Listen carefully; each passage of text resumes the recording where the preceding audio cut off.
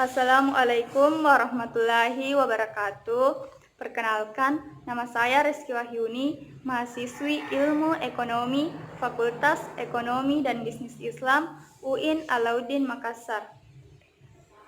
Video ini saya buat untuk memenuhi tugas mata kuliah Ekonomi Publik.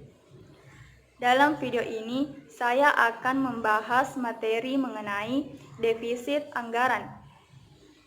Seperti yang kita ketahui bahwa Bank Indonesia atau BI mencatat defisit transaksi pada triwulan 3 tahun 2019 sebesar 7,7 miliar dolar Amerika Serikat atau turun menjadi 2,7% dari produk domestik bruto atau PDB. Lebih rendah dibandingkan dengan defisit transaksi pada triwulan sebelumnya, yakni mencapai 8,2 miliar dolar Amerika Serikat atau 2,9% dari produk domestik bruto atau PDB. Selanjutnya yaitu kita harus mengetahui terlebih dahulu apa yang dimaksud dengan defisit anggaran. Secara umum, defisit anggaran merupakan suatu situasi di mana pengeluaran lebih besar dibandingkan dengan pendapatan. Dalam hal keuangan, baik mencakup dalam suatu organisasi maupun suatu negara. Defisit juga diartikan sebagai kekurangan keuangan dalam kas sebagai akibat pengeluaran yang terlalu besar dibandingkan dengan penghasilan. Keadaan defisit suatu negara dapat ditutupi dengan memaksimalkan sumber keuangan negara, baik dari dalam maupun dari luar. Defisit anggaran dapat diukur dengan rasio defisit anggaran negara terhadap produk domestik bruto atau PDB atau persentase dari produk domestik bruto atau PDB. Baik, selanjutnya yaitu faktor penyebab defisit. Ada beberapa faktor yang memengaruhi keadaan keuangan suatu negara.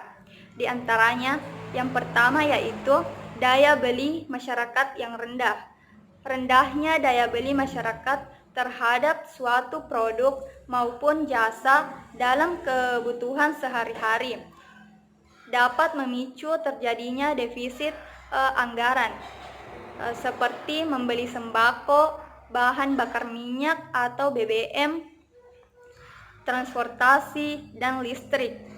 Barang-barang tersebut termasuk pemasukannya sedikit, sehingga keadaan ini membuat pemerintah harus mengeluarkan subsidi terhadap barang tersebut kepada masyarakat yang penghasilannya rendah agar masyarakat tersebut bisa membeli barang tersebut.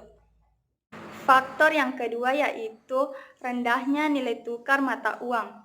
Indonesia merupakan negara yang melakukan peminjaman uang terhadap luar negeri. Jika terjadi perubahan nilai mata uang asing, terutama dolar Amerika Serikat, maka Indonesia akan terkena imbasnya. Jika terjadi depresiasi terhadap mata uang rupiah, maka utang Indonesia akan semakin besar. Faktor yang ketiga yaitu pembiayaan pembangunan.